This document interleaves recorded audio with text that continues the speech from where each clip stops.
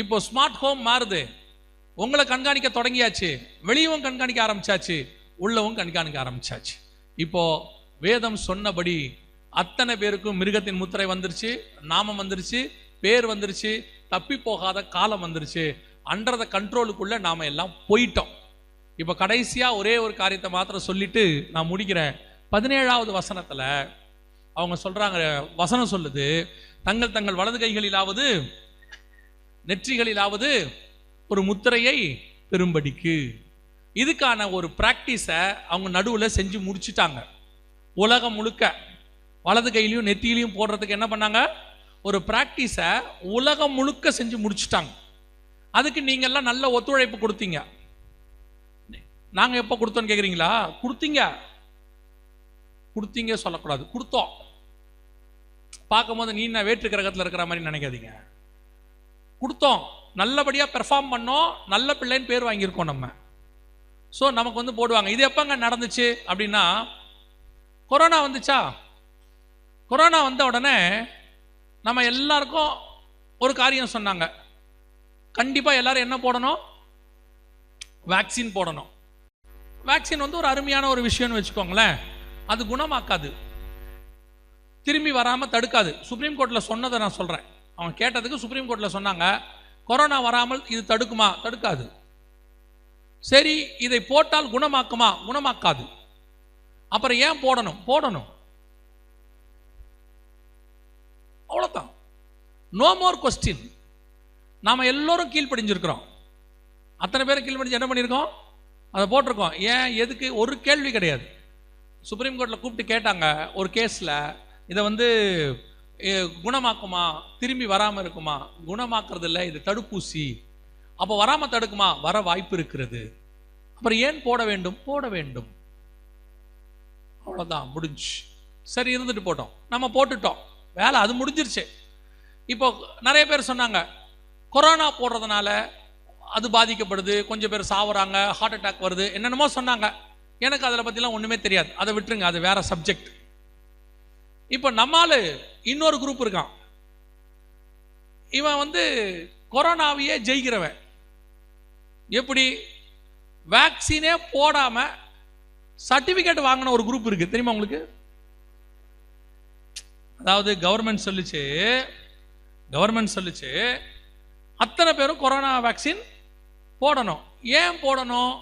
போட்ட உடனே அதை எங்க ரிஜிஸ்டர் பண்ணணும்? உங்க ஆதாரோட சேர்த்து ரிஜிஸ்டர் பண்ணணும். அப்போ நீங்க வேக்சின் போட்டுட்டீங்களா இல்லையாங்கிறத அதுல போய் பார்த்த உடனே என்ன செஞ்சிடும்? தெரிஞ்சிடும். ஒரு டோஸ் போட்டிங்களா, 2 டோஸ் போட்டிங்களா, ஃபுல்லி வேக்சின்டா, அதுல வந்துடும். ஸோ இப்போ நமக்கு அது இருந்தால்தான், நல்ல கவனிங்க, அது இருந்தால்தான் யூ கேன் டிராவல், எங்கேயும் போக முடியும். அது இல்லாவிட்டால் போக கூடாது சொல்லிட்டாங்க. இங்க சொன்னாங்க, இங்க பாருங்க என்ன சொன்னாங்க பாருங்க. Vaccine must for public gatherings. வெளியே வந்து நீங்க வரணும்னா கண்டிப்பா என்ன பண்ணிருக்கணும்? வேக்சின் போட்டிருக்கணும். No chip no travel. Chip போட்டாதான் என்ன பண்ணணும்? சரி, வேக்சின் போட்டாதான் டிராவல் பண்ணணும் இங்க சொன்னாங்க. அப்படி இருக்கும்போது இப்ப நமக்கு வேக்சின் போட்டோம் அப்படிங்கிறத எதை வச்சு கண்டுபிடிப்பாங்க? நமக்கு வேக்சின் போட்டாச்சுங்கிறத எதை வச்சு கண்டுபிடிப்பாங்க? அந்த வேக்சின் சர்டிபிகேட்னு ஒன்று இருந்துச்சு, போற இடத்துலலாம் காட்ட சொன்னாங்க. இப்ப நம்மால் என்ன பண்ணிட்டான்? வேக்சின் ஆபத்து, அது போட வேணாம், போடாமையே சர்டிபிகேட் வாங்க வாய்ப்பு இருக்குன்றான். எப்படி? அதெல்லாம் இருக்குங்க, அதுக்கெல்லாம் ஒரு வாய்ப்பு இருக்குன்றா. அதான் நான் நினச்சிக்கிட்டேன், உலகத்திலேயே அந்தி கிறிஸ்து வந்து திணற போறது எங்கன்னா நம்ம ஊர்ல தான். நம்மால அந்தி கிறிஸ்துவை ஏமாத்திடுவான். அவன் கடைசியா, அதாவது 3.5 வருஷம் தான் இங்க வருவான் போல, நம்மளை பார்த்துட்டு பயந்து ரிட்டர்ன் ஆயிடுவான். இவங்க என்னடா நம்மளோட திருடனா இருக்காங்க அப்படின்னு. எல்லாத்துக்கும் நம்மால ஒரு லூப் லைன் வச்சிருக்கான். உலகத்திலே இந்த மாதிரி லூப் லைன் வச்சிருக்காலும் யாருமே இல்லை. கண்டுபிடிச்சா பாருங்க. வேக்சின் போட்டா தானே பிரச்சனை, சர்டிபிகேட் ப்ராப்ளம் இல்லை. அவனை பொறுத்த வரைக்கும் என்ன ப்ராப்ளம் இல்லை? சர்டிபிகேட் ப்ராப்ளம் இல்லை. என்னை பொறுத்த வரைக்கும் வேக்சின் ப்ராப்ளமா இல்லையான்னு எனக்கு தெரியாது, ஆனால் சர்டிபிகேட் பெரிய ப்ராப்ளம். சர்டிபிகேட் தான் நீங்கள் எங்க போனாலும் உங்களை காட்ட சொன்னாங்க. அதுதான் உங்களுக்கு ஐடி, நீங்கள் வேக்சின் போட்டீங்களா இல்லையா என்பதற்கு. இப்போ அதை ஆதாரோட இணைச்சாச்சு. இணைச்சிட்டு ஒவ்வொரு இடத்திலும் இந்த சர்டிஃபிகேட்டை காட்டிட்டு நீங்கள் போனீங்க. போகும்போது சில இடத்துல செல்ஃபோன் ஓப்பன் ஆகலை, சில இடத்துல ஆதார் அந்த வேக்சின் சர்டிஃபிகேட் டவுன்லோட் ஆகலை. அப்போ போடாத இடத்துல கொஞ்சம் ஓரமாக நிற்க வச்சுட்டாங்க. இந்த மாதிரி பிரச்சனைகள்லாம் நடந்துச்சு. இதுக்கு நடுவில் என்ன சொன்னார் பில்கேட்ஸ்ன்னு சொன்னால், இந்த வேக்சின் சர்டிஃபிகேட்டை இப்படி ஒரு ஐடியில் போட்டுருங்க, இதுக்கு பேர் ஐடி 2020. இந்த ஐடி 2020னா என்னன்னா, இது உள்ள உங்கள் வேக்சின் சர்டிஃபிகேட்டை வச்சிடலாம், உங்கள் ஆதாரை வச்சிடலாம், இனி நீங்கள் வரப்போகிற வியாதி ஏதாவது வந்தால் கண்டுபிடிக்கிற கருவியை வச்சுக்கலாம், உங்களுடைய பாடியினுடைய மெடிக்கல் ரிப்போர்ட் அதை வச்சுக்கலாம், எல்லாத்தையும் இது உள்ள வச்சுக்கலாம். இதுக்கு பேர் ஐடி 2020 பேரு. இது ஒரு சிப்பு. இது உங்க உடம்புல போட்டுக்கலாம். வச்சாச்சுன்னா உங்களுக்கு ஒரு ப்ராப்ளம் இருக்காது. நீங்க சர்டிபிகேட்டை தூக்கிட்டு போக வேண்டிய அவசியம் இல்லை. போகிற இடத்துலலாம் நீங்க உங்க உடம்புல ஒரு பகுதியில் இதை காட்டினா போதும். எங்க காட்டணும், எந்த இடத்துல இதை நீங்க செக் பண்ணுவீங்க அப்படின்னா, அதுக்கு தான் ஒரு டிராமா ஒன்று செட் பண்ணாங்க. அந்த டிராமாவை உலகம் ஃபுல்லா நடத்தினாங்க. அந்த டிராமாவில் நம்மெல்லாம் கரெக்டாக நடித்தோம். என்னது அப்படின்னு கேட்டிங்கன்னா, திடீர்னு உங்களுக்கு ஜுரம் இருக்குதான்னு செக் பண்ணாங்க தெரியுமா? போகிற இடத்துலலாம் கொரோனா முடிச்சுட்டு வெளியே வந்த உடனே நீங்கள் போகிற shopping mall, school, hospital, government office, எங்கே போனாலும் உங்களை ஒன்று செக் பண்ணாங்க. உங்களுக்கு டெம்பரேச்சர் இருக்குதான்னு சொல்லி தெர்மோமீட்டரை வச்சு எங்கெங்க செக் பண்ணாங்க? நெத்திலையும். ஜுரம் இருக்குதான்னு என்னைக்கு கையில செக் பண்ணி பார்த்தாங்க நம்மள? இத்தனை வருஷத்துல உங்களுக்கு தெரிஞ்சு 30 வருஷம் 40 வருஷத்துல ஜுரம் இருக்குதான்னு இங்க செக் பண்ணி பார்த்திருக்கீங்களா? இது வரைக்கும் ஜுரம் இருக்குதான்னு நெத்தியில செக் பண்ணுவாங்க, ஜுரம் இருக்குதான்னு கழுத்துல செக் பண்ணுவாங்க, ஜுரம் இருக்குதான்னு வாயில தெர்மாமீட்டர் வச்ச காலம்லாம் இருக்கு, ஜுரம் இருக்குதான்னு அக்குள்ள வச்ச காலம் இருக்குது. என்னைக்கு கையில செக் பண்ணாங்க? கையிலையும் நெத்திலையும் பர்டிகுலரா 2 இடத்துல செக் பண்ணாங்க, வேற எங்கேயுமே செக் பண்ணல. இப்படி செக் பண்ணாங்க. போற இடத்துலலாம் ஒண்ணு நெத்தி இல்லைன்னா கை. ஏன் கையிலையும் நெத்திலையும் பர்டிகுலரா செக் பண்ணாங்க? சரி, நெத்திய கூட நம்ம ஒத்துக்கலாம், ஏதோ ஜுரத்துக்கு செக் பண்றாங்கன்னு. ஏன் கையை காட்ட வச்சாங்க? போற இடங்கள் ஒவ்வொரு இடத்திலும் அவர்கள் வேற ஒன்றும் செய்யல. இனி நடக்க போற ஒரு விஷயத்திற்கு ஒரு டிராமா நடத்தி பார்த்தாங்க. இனி ஒரு விஷயம் நடக்க போகுது. கொரோனாவை விட மோசமான ஒரு கிருமி வரப்போவதாக இப்பவே யூஎன் என்ன செஞ்சிருச்சு? அனௌன்ஸ் பண்ணிருச்சு. இன்னைக்கு காலையில கூட அதை பத்தி பார்த்தோம். அனௌன்ஸ் பண்ணிருச்சு. இப்போ அது வந்த உடனே அதுக்கு ஒரு வேக்சின் கண்டுபிடிச்சு இந்த சிப்பை உங்க வலது கையிலையும் நெத்தியிலையும் போடுவாங்க. இந்த மாதிரி போடுவாங்க. இந்த மாதிரி உங்க வலது கையிலையாவது நெத்தியிலையாவது இப்படி ஒரு சிப்பை வச்சிருவாங்க. ஐடி 2020 மாதிரி ஒரு சிப்பை உங்க உடம்புல வைக்க போறாங்க. இப்ப அவ்வளவுதான். இது உள்ள இப்ப என்ன இருக்க போகுது அப்படின்னு கேட்டீங்கன்னு சொன்னா, ஏற்கனவே எல்லாத்தையும் ஒரு கார்டா மாத்தியாச்சா. இப்ப அதான் செக் பண்றது, உங்க சிப் இருக்குதா அப்படின்னு செக் பண்றது. ஏற்கனவே உங்க கையில் இருக்கிற கார்டெல்லாம் மாத்தி ஒரு கார்டு ஆக்கிடுவாங்க. இப்போ ஆக்க போறாங்க ஒரு கார்டு. அந்த கார்டை இவங்க கையில போட்டுருவாங்க. அதுக்கப்புறம் உங்களுக்கு வரக்கூடியதான எல்லா சர்டிபிகேட் எதுவா இருந்தாலும், நீங்க படிச்சு முடிச்சாலும் அந்த சர்டிபிகேட்டும் சரி, டிஜிட்டல் சர்டிபிகேட் உடனே ஸ்கேன் பண்ணி இதுல போட்டுருவாங்க. அடுத்து வேக்சின் சர்டிபிகேட் ஸ்கேன் பண்ணி இதுல போட்டுருவாங்க. இல்ல நீங்க வெளிநாட்டுக்கு போறீங்க அல்லது வெளியூருக்கு போறீங்க, டிக்கெட் ஆன்லைன்ல புக் பண்றீங்க, உங்க நம்பரை கொடுத்த உடனே அந்த சர்டிபிகேட் நேரம் உங்க கைக்கு வந்துடும். போற இடத்துல டிக்கெட்டை காட்டுங்க, செக் பண்ற வேலையே கிடையாது. அங்க ஒரு மிஷின் இருக்கும். இப்போ நீங்க ரேஷன் கடையில் வைக்கிற மாதிரி அப்படி கையை வைப்பீங்க. அந்த மிஷின்ல உங்க கையில உள்ள இந்த சிஸ்டம் வழியா டிக்கெட் இருக்குதா இல்லையான்னு தெரிஞ்சிடும். அதுக்கான வேலையெல்லாம் முடிஞ்சிருச்சு, பிராக்டிஸும் முடிஞ்சிருச்சு, கையும் நெத்தியும் காட்டுற வேலையும் முடிஞ்சிருச்சு. இப்போ அவங்க என்ன சொல்ல போறாங்க தெரியுமா? அடுத்த ஒரு பிரச்சனை, ஒரு யுத்தமோ ஒரு இந்த மாதிரி ஒரு காரியமோ நடக்கும்போது, கொரோனா மாதிரி இல்ல அதை விட பெருசா ஒன்று நடக்கும்போது, இனி ஒவ்வொரு காரியமும் வந்துகிட்டு தான் இருக்கும். இனி வர்றதை உங்களுக்கு தெரிஞ்சுக்கிறதுக்கு, கிருமி இருக்கா இல்லையான்னு தெரிஞ்சுக்கிறதுக்கு, வந்துச்சுனாலும் மெடிசன் அது வழியா போடுறதுக்கு போட்ட பிறகு மெடிசன் போட்டாச்சான்னு உங்களுக்கு தெரிஞ்சுக்கிறதுக்கு, சர்டிஃபிகேட் வச்சுக்கிறதுக்கு, எல்லாத்துக்கும் மல்டிபிளாக யூஸ் ஆகிற ஒரு சிப்பை உங்கள் உடம்புல வச்சிட போகிறோம், ஃப்ரீ ஆஃப் காஸ்ட். மஸ்ட்டு. இப்போ சொன்னாங்க பாருங்க, இப்போ கொரோனா முடிஞ்சோன்னு சொன்னாங்க பாருங்க, வேக்சின் போடாமல் வெளியே வரக்கூடாது, வேக்சின் போடாமல் ஆஃபீஸுக்கு வரக்கூடாது. கவர்மெண்ட் ஆஃபீஸெல்லாம் ரூலே போட்டாங்க, வேக்சின் போடாதவங்களுக்கு வேலை கிடையாதுன்னு. டீச்சர்ஸு, போலீஸு எல்லாருக்கும் ரூலே போட்டாங்க. அதே மாதிரி சொல்லுவாங்க, இந்த சிப்பு போட்டவங்களுக்கு மட்டும்தான் வேலைக்கு வரணும். அதுக்கான முந்தின ப்ராக்டிஸ் தான் இப்போ நடந்துச்சு. இப்போ நாம எல்லாரையும் மைண்ட் செட் பண்ணியாச்சு. எங்கேருந்து? குழந்தைங்கள்லேருந்து மைண்ட் செட் பண்ணிட்டாங்க. இப்போ நம்ம பசங்கள்லாம் ஜாலியாக கை காட்டிட்டு போச்சு. போகும்போது ஒரு ஷாப்பிங் மாலுக்குள்ளே போகும்போது நம்ம பசங்களாம் என்ன பண்ணுச்சு? ஜாலியாக கையை காட்டிட்டு போச்சு. நாளைக்கு அவன் தான் டீனேஜராக இருப்பான், வருகை தாமதிச்சா. நாளைக்கு இது எங்கள் அந்த காலத்துலேருந்து கையை காட்டிக்கிட்டு இருக்கிறோம், இதில் என்ன இருக்குது, இதில் ஒன்றும் இல்லைன்னு ஆட்டோமேட்டிக்காக அவனும் கையை காட்ட தொடங்குவான், சிப்பு போட தொடங்குவாங்க. ஒருவரும் தப்பி போகாத காலம் ஒன்று வருகிறது. அதற்கான கூடுமானால் தெரிந்து கொள்ளப்பட்டவர்களையும் வஞ்சிக்கிற காலம்.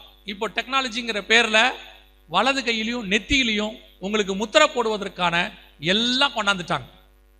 இப்போ அதனுடைய முதல் வேலை ஒன்று செஞ்சிருக்கிறாங்க. நான் அதை மாத்திரம் சொல்லிட்டு நான் ஜோம் பண்ணி முடிக்க விரும்புகிறேன். கவனிங். இப்போ இந்த கையிலையும் நெத்திலையும் ஒன் கார்டு சிஸ்டம் வந்துச்சு இல்லையா? அதுக்கு பதிலாக, அதுக்கு அடுத்த லெவலாக உங்கள் பேங்க் கார்டு எல்லாத்தையும் ரிமூவ் பண்ண போகிறாங்க. டிஜிட்டல். உங்கள் பேங்க் கார்டு, பணம் எல்லாம் ரிமூவ் ஆக போகுது. இப்போ பாருங்க, இது இப்போ சைனால தொடங்கியாச்சு.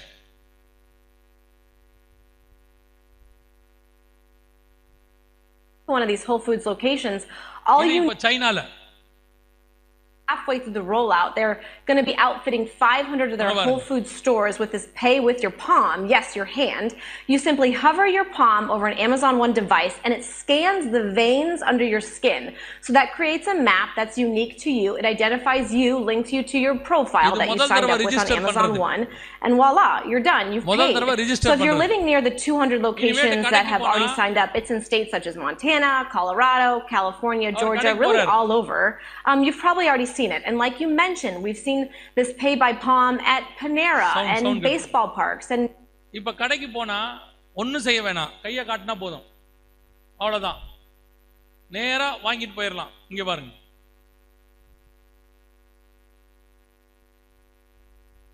இப்ப அந்த அம்மா பொருள் வாங்கிட்டாங்க, அங்க பாருங்க,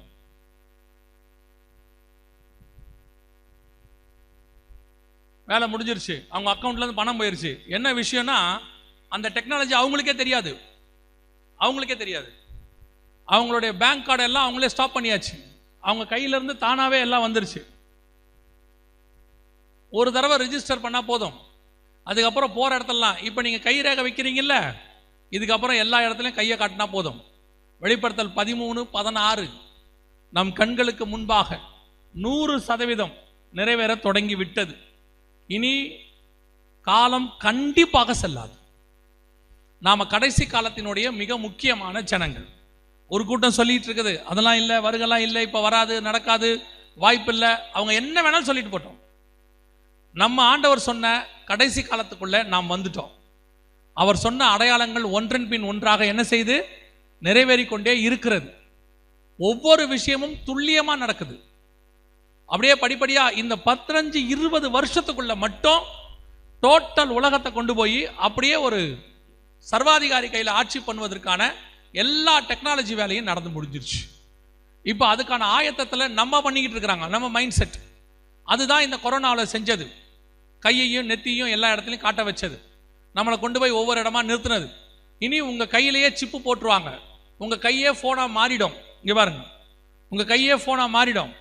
எல்லாம் முடிஞ்சிருச்சு. இந்த பக்கத்தில் இருக்க பேப்பர் என்ன சொல்ல தெரியுமா?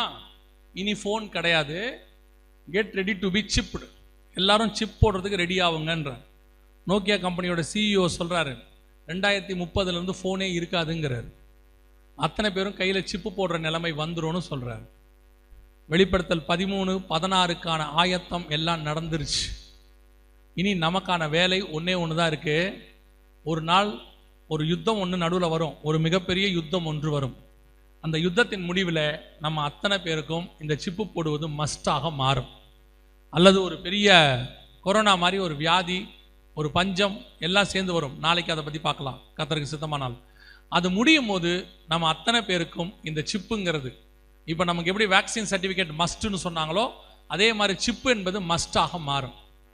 அதுக்கப்புறம் உங்கள் பிள்ளைகளுக்கு ஸ்கூல் கிடைக்காது, உங்களுக்கு வேலை கிடைக்காது. இப்போ எப்படி சொன்னாங்க, வேக்சின் போட்டால் தான் நீங்கள் வேலைக்கு வரணும், வேக்சின் போட்டால் தான் ஸ்கூலுக்கு வரணும், வேக்சின் போட்டால் தான் நீங்கள் பப்ளிக் பிளேஸ்க்கு வரணும்னு சொன்ன மாதிரியே சிப்பு போட்டால் தான் வரணும்னு அனௌன்ஸ் பண்ண போகிறாங்க. இப்போ சிப்பு ரெடியாக இருக்குது, எல்லா திங்ஸும் ரெடியாக இருக்குது. உங்களுக்கும் எனக்கும் போடுறதுக்கான ஒரே ஒரு சூழ்நிலையை அவங்க உருவாக்குவாங்க. அந்த சூழ்நிலைக்காக மட்டும்தான் வெயிட் பண்ணிட்டு இருக்கிறேன்.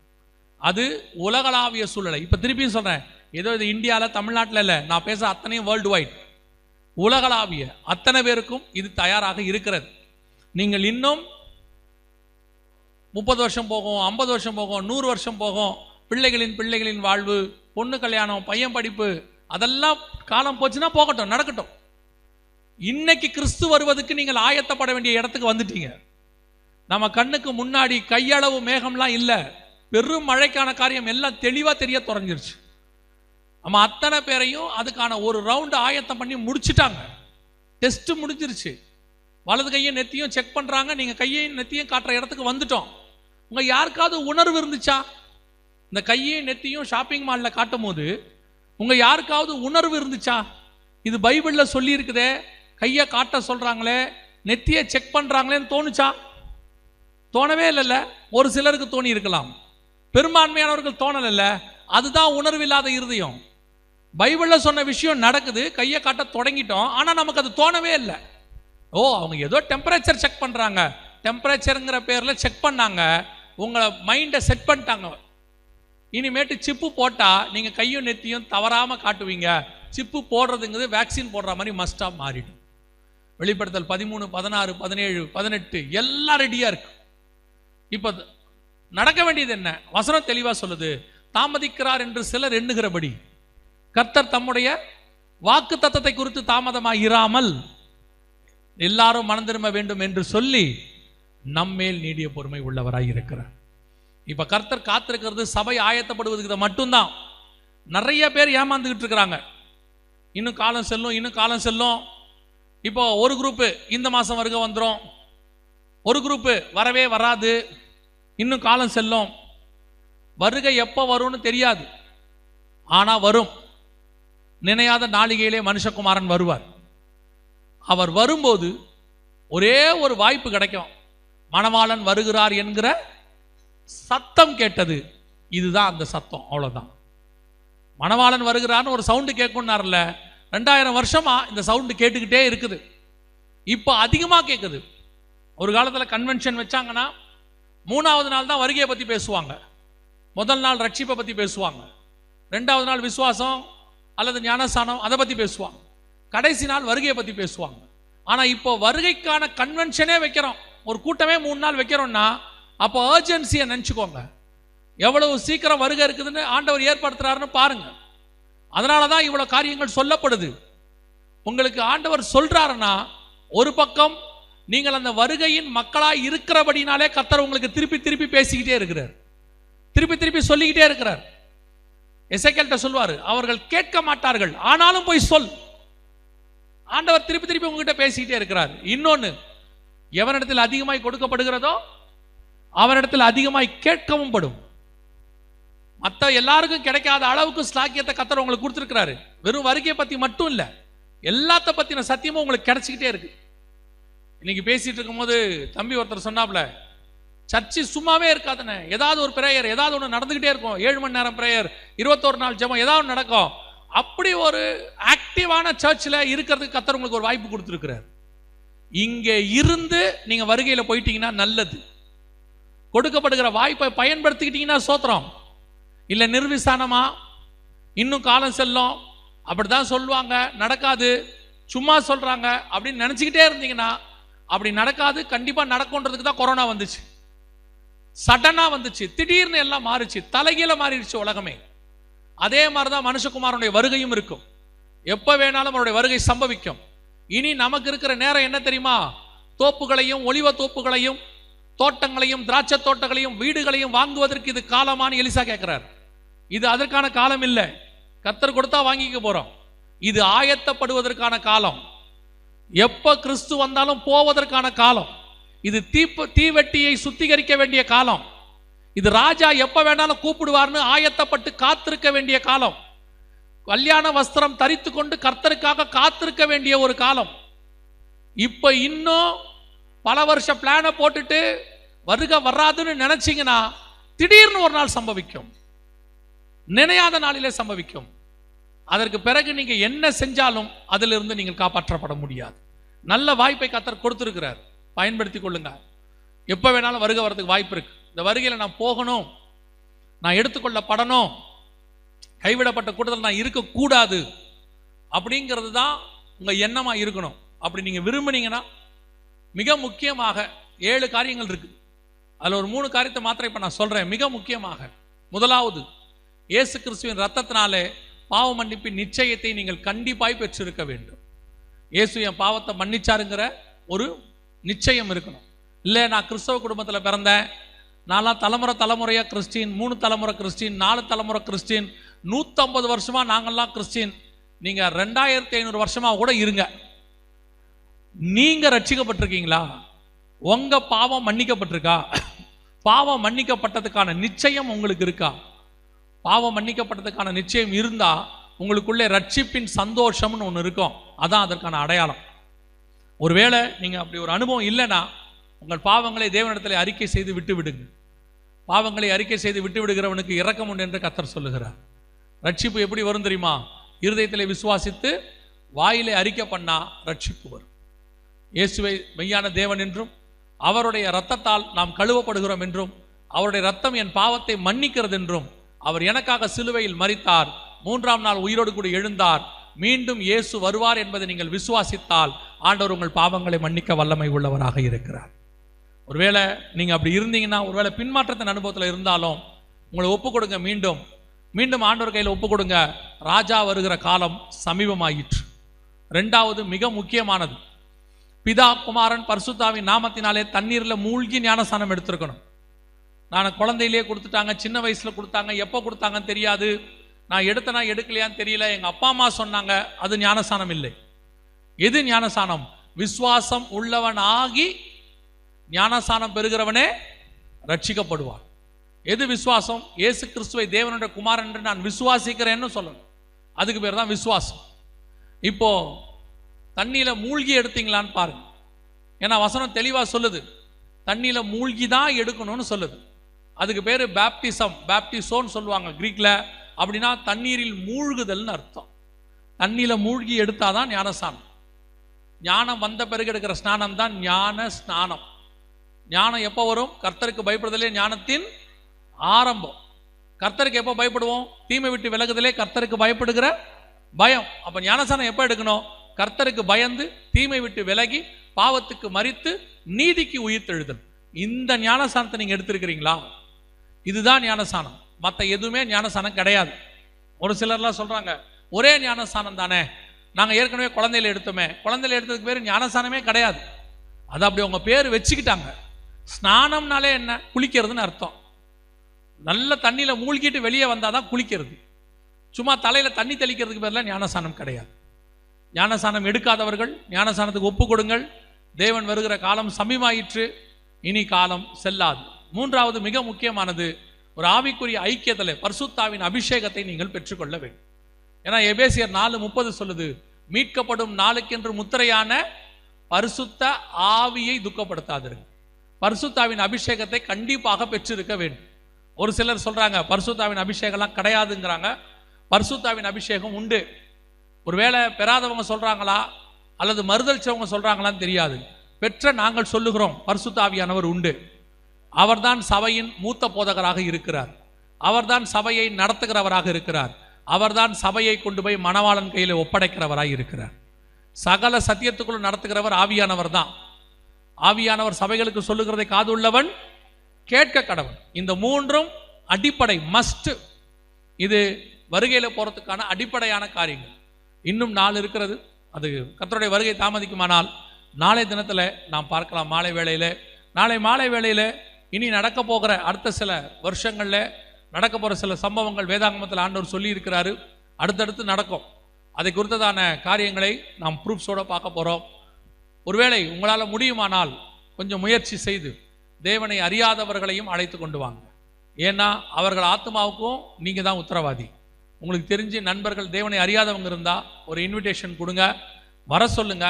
ஒரு நாள் எங்கள் சர்ச்சில் ஒரு மீட்டிங் வச்சுருக்கிறாங்க, வந்து பாருங்கன்னு சொல்லுங்க. அவர்களும் அந்த சத்தியத்தை தெரிந்து கொள்வதற்கு ஒரு வாய்ப்பு நீங்கள் ஏற்படுத்தி கொடுங்க. ஒருவேளை அவர்கள் ரட்சிக்கப்பட்டால் அந்த கணக்கை கர்த்தர் உங்கள் கணக்கிலே வைத்துக் கொள்வார். அல்லேலூயா. நாம் ஜெபிக்க போகிறோம். எழுந்திருக்கலாமா தேவ சமூகத்தில்? நம்ம யாவரும் எழுந்திருப்போம். எல்லாம் கண்களை மூடுவோம். சரியாக ஒரு 5 நிமிஷம் நாம் ஜெபித்து நான் பாஸ்டர் கையில் கொடுக்க விரும்புகிறேன். நான் ஒரே ஒரு காரியத்தை மாத்திரம் கேட்டு ஜெபிக்க விரும்புகிறேன்.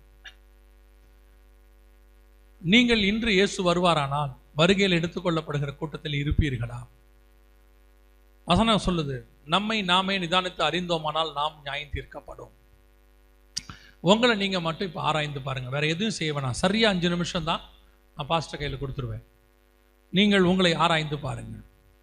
இந்த வருகையில் நீங்க போறதுக்கு எது தடைன்னு பாருங்க.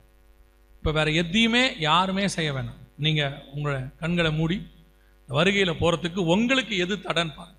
கண்களின் இச்சையா, ஜீவனத்தின் பெருமையா, மாம்சத்தின் இச்சையா, அல்லது கோபமா, மூர்க்கமா, உலகத்தில் உள்ள காரியங்களா, எதுவாக இருந்தாலும் இன்னைக்கு ஒப்பு கொடுக்கறதான ஒரு நேரம். ஒரே ஒரு நிமிஷம் அமைதியா தேவ சமூகத்தில் உங்களை ஒப்பு கொடுங்க.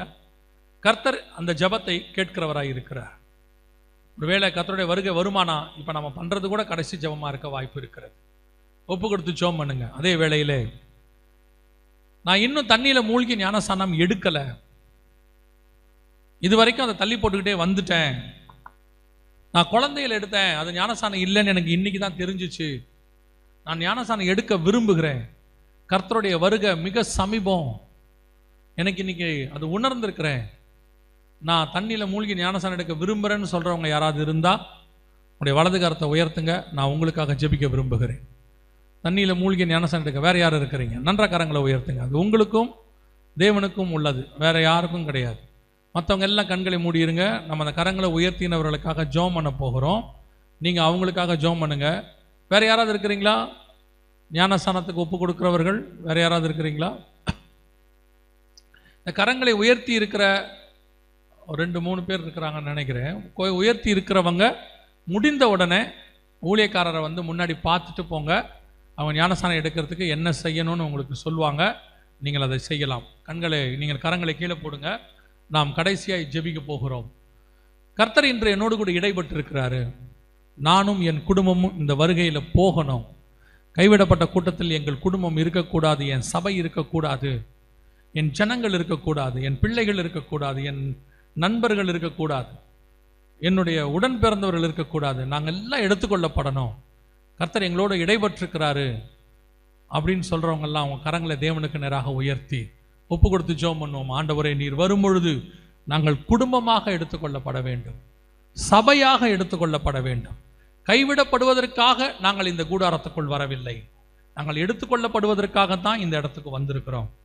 ஆண்டவரே, எங்கள் சபைக்குள்ள ஒருத்தர் காலை வச்சுட்டு அந்த கால் நரகத்தில் வைக்கவே கூடாது. ஆண்டவரே, எங்கள் சபைக்குள்ள ஒரு ஆள் வந்துட்டு அந்த ஆத்மா பாதாளத்துக்கு போகவே கூடாது. தகப்பனே, எங்கள் சபை பாதாளத்துக்கு போகிறவர்களை மீட்கிற சபையாக இருக்கணும், நரகத்துக்கு போகிறவர்களை மீட்கிற சபையாக இருக்கணும். எங்களை தாண்டி ஒரு ஆத்மா நரகத்துக்கு போயிடவே கூடாது. ஆண்டவரே, நாங்கள் நரகத்துக்கும் இந்த ஜனங்களுக்கும் நடுவிலே தடுப்பு சுவராக நிற்கிறவர்களாய் காணப்பட வேண்டும். ஒப்பு கொடுத்து ஜெபம் பண்ணுவோமா? கரங்களை வைத்திருக்கிறவங்க எல்லாம் ஒப்பு கொடுத்து ஜெபம் பண்ணுங்க. நானும் என் குடும்பமும் என் வீட்டாரும் என் நண்பர்கள் அத்தனை பேரும் ரட்சிக்கப்படணும்ப்பா. இந்த வருகையில் நாங்கள் வரணும். ஆண்டவரே, ஒப்பு கொடுத்து ஜெபம் பண்ணுங்க. சர்வ வல்லமையுள்ள எங்கள் தகப்பனே, இந்த 2ஆம் நாளுக்காக உமக்கு நன்றி. மகிமையுள்ள கரத்தில் எங்களை தாழ்த்துகிறோம். நீர் வரும் பொழுது நாங்கள் குடும்பமாய் காணப்பட கர்த்தர் கிருபை பாராட்டுங்க. சபையாய் காணப்பட கர்த்தர் கிருபை பாராட்டுங்க. ஆண்டவரே, எங்களை தடுக்க நினைக்கிற காரியங்கள், இழுக்க நினைக்கிற காரியங்கள், பின்மாற்றம் அடைய நினைக்கிற காரியங்கள் எல்லாவற்றையும் இயேசுவின் நாமத்தினால கடிந்து புறப்படுத்துகிறோம். கர்த்தர் எங்களை வேலையடைத்து பாதுகாத்துக் கொள்வீரா. இங்க இருக்கிற ஒவ்வொருத்தருக்கு விரோதமாய் உருவாக்கப்படுகிற ஆயுதங்கள்லாம் வாய்க்காதே போகட்டும். இந்த திரள் கூட்டமானது அப்படியே வருகையிலும் காணப்பட கர்த்தர் கிருபை பாராட்டும். உடைய வருகை தாமதிக்குமானால் நாளைய தினத்தில் சந்திக்க எங்களுக்கு கிருபை தாரும். எங்கள் ஆண்டவர் இயேசுவின் நாமத்தில் ஒப்பு கொடுத்து ஜெபிக்கிறோம் எங்கள் ஜீவனுள்ள நல்ல பிதாவே.